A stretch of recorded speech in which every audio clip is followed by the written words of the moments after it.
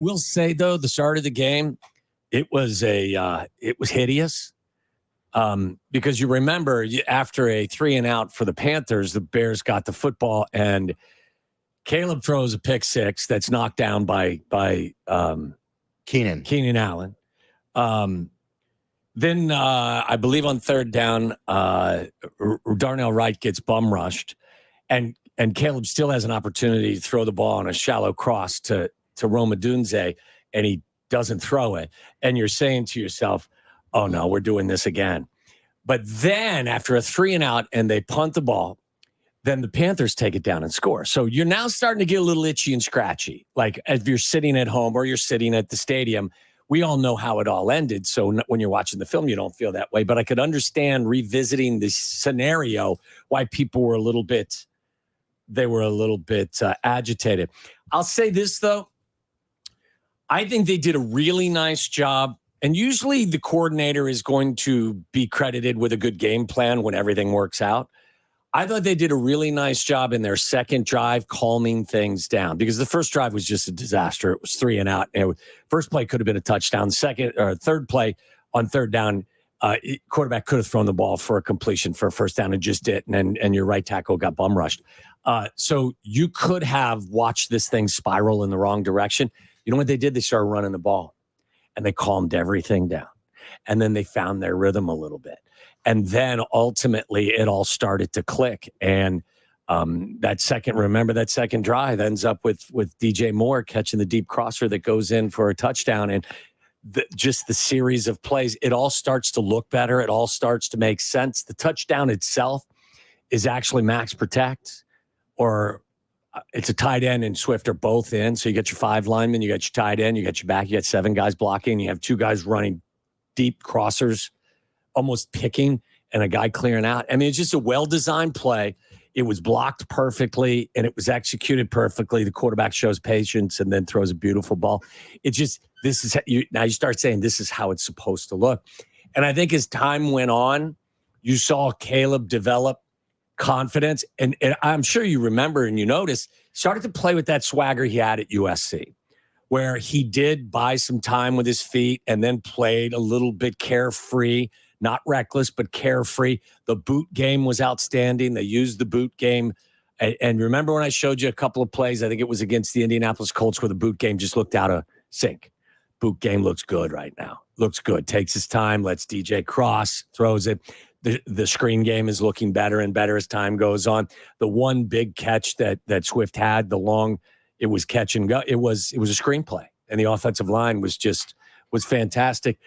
They did a really nice job pushing the ball down the field. Some of the route combinations were excellent. I thought the balance that they showed with play calling was good.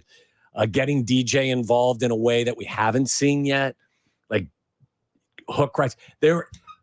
Caleb and DJ are getting on the same page, but they're not there yet. And I know you're going to look at me and say, how in the world could they not be there yet after a 5-catch, 105-yard game with 2 touchdowns? It could have been even better. DJ, because I expect a lot out of him. You remember early in the game, he drops a ball on a hook route. Caleb throws a beautiful 14-yard hook route low and inside. And the cornerback makes a decent play. I think it was J.C. Horn. But that's a ball that someone usually catches. He has to catch that ball. What a beautiful throw. But there are other plays that are still there in the game that they're still not on the same page yet. And I don't say that I say that with optimism in my voice more than criticism in my voice. Because as big a day as they had with 5 catches, 105 yards and 2 touchdowns, there were still other opportunities for them to hook up. So Caleb plays a really clean game. He throws for over 300 yards, pushing the ball downfield.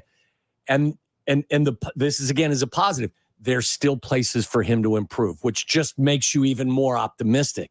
Again, it sounds like a criticism. What it is he's playing clean. Now he's attached the vertical game to his repertoire, and there's still plays out there for them to be made. Now, I thought this was by far the best that the offensive line has played. It was how do I say this? And as you said yesterday, nobody's apologizing for anything, but there was not the stiffest of competition. I thought their interior of their offensive line played much better than the 2 tackles, and the tackles played okay. I'm worried about Braxton Jones. You should be. against better defenses. And there was really nothing stressful coming from the Panthers front four, front seven.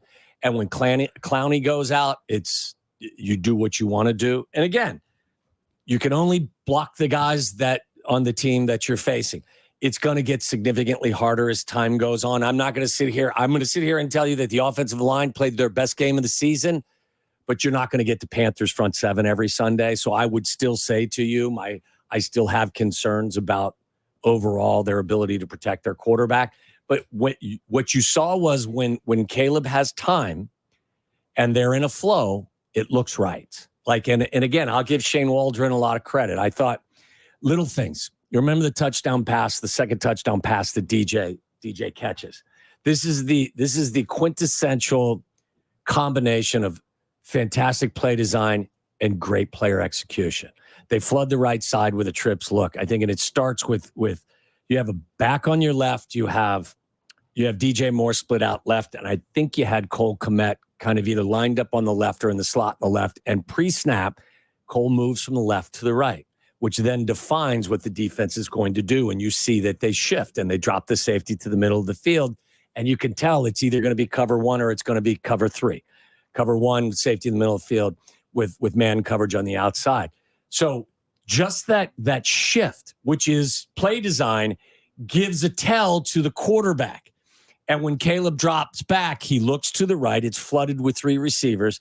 He sees the safeties in the middle of the field. He looks him to the right. So the safety quickly turns his hips and start heading over to Bear's right, his left. And immediately you know what's open, the backside skinny post.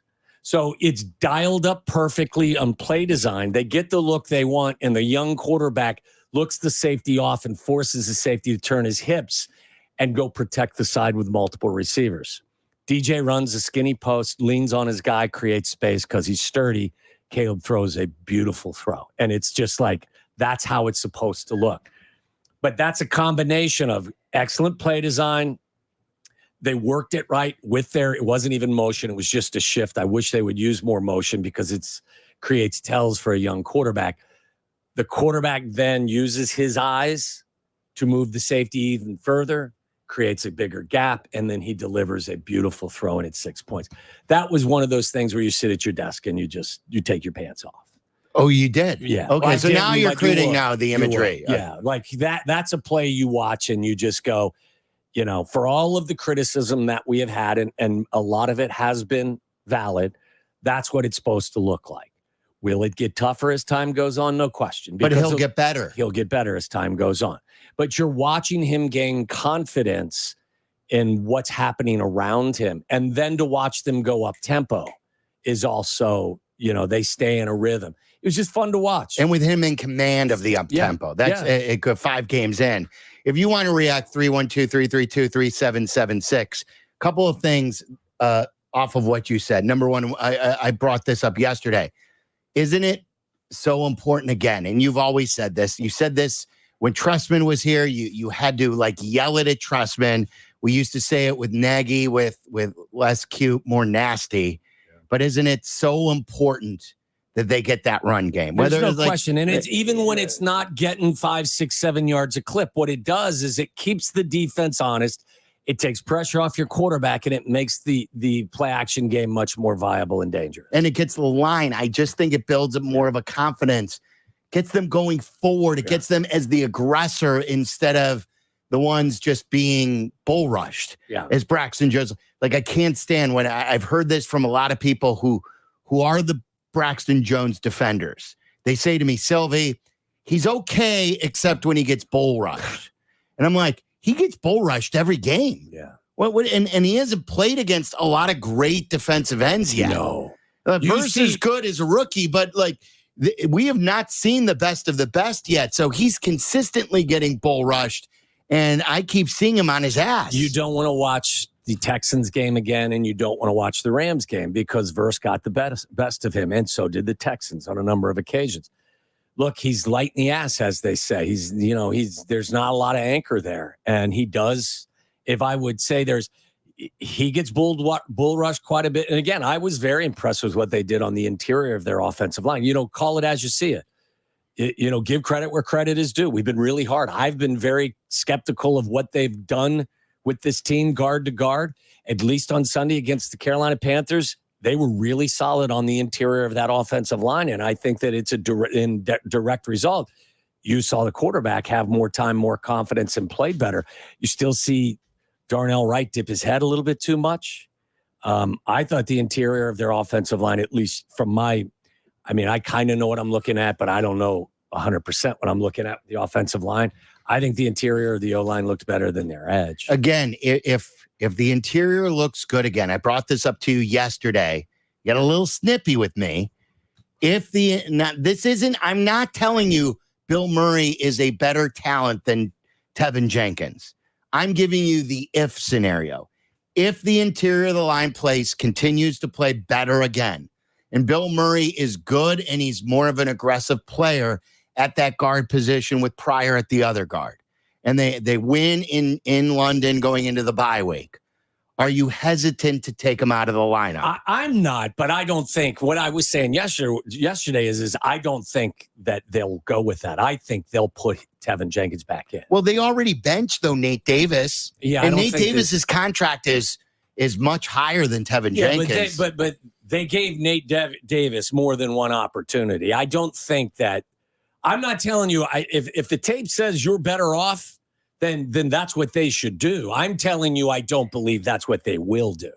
I think that when Tevin Jenkins is healthy enough to come back, I think what they'll do is put him back in. No, again, a lot could change. Bill Murray could go in the next game and he could say, okay, now this is why he's Bill Murray and this is why he's a defensive player who now moved to the offensive line. He's still raw, and now he played a little not as well as the first game. I'm not promising you he's going to play well. I'm just saying in the case that he plays well, this is a team that has continued to shuffle and shuffle and shuffle, looking to find the right combination. Yeah. You can't keep shuffling. And if you finally find some guys who play well together and are doing things better together, you can't shuffle back to what you hope could work if something is working at this stage of the season. Which is common sense. But when have they used common sense with regard to those positions? Because if it was up to me, Nate Davis wouldn't have started at right guard this year. I would have never had him as my starting right guard. But yet that's what they did. So when you say, what is the odds? What I do, right. I'd go with the guys that create the most security for your rookie quarterback. What will they do? My prediction, they're going to go back and give their guy another opportunity. Look, what you say makes a lot of sense because, like, we've been through this with Velus. Yes. How many chances did Velus get? Sure. And we said we would have cut him. They didn't even want to trade him. You could have got something for him, and then it cost him in game one. Yes. So who knows with them, the way that they sometimes do things and their stubbornness with guys that they still, for whatever reason, but I don't know. If you want to react to Waddle's film study, 312-332-3776. Thought it was good. Thought it was really good. And this is a step. And this is why I think we talked about it with Carmen and Yurko yesterday. This is just such a pivotal game in my book. There is such a huge difference besides just the one game going into the bye week between 4-2 and 3-3. You build up a win streak. You've got a really tough game out of the bye against another plucky team in the Commanders. To win this one against a team that is down a bit with a coach on the hot seat, with a quarterback that's been underachieving. They're fresh off, their first win, but they got scored upon big time in the last game. You're a favorite. Go there and win. Get to the bye week. Take it to the next level coming out of the bye and get ready to go and make your case that you're a playoff team. But if you're 3-3, it's a much different story trying to make the postseason with that back half of the schedule. I think everything is calmed down as well, and that's what winning will do. For obvious reasons, trying to find the right game plan for this group of players looked like it took a little bit longer than everyone wanted to kind of see. I think everyone was happy with what they saw for the most part with the game plan. I thought it was balanced. I thought that they did stick with the run. I think when they got inside the red zone, they didn't get cute. What they did was they kept it simple. I thought they used good route combinations. I thought the protection was good. I thought that the balance with running and passing was good. I thought their use of up-tempo was good. I thought it was a good day for everyone. Again, will it look different when you face the Vikings? Maybe so, but they didn't face the Vikings on Sunday. They faced the Panthers, and everyone should have come away from that game feeling better about, I called it a confirmation performance from the offense. Like, these guys have been working on this thing. Like, how long has Caleb Williams been installing, or them helping him install the up, going back to prior to the draft? Yeah. So they needed a game that confirmed that all of this stuff that they've been working on collectively Sunday against this Panthers.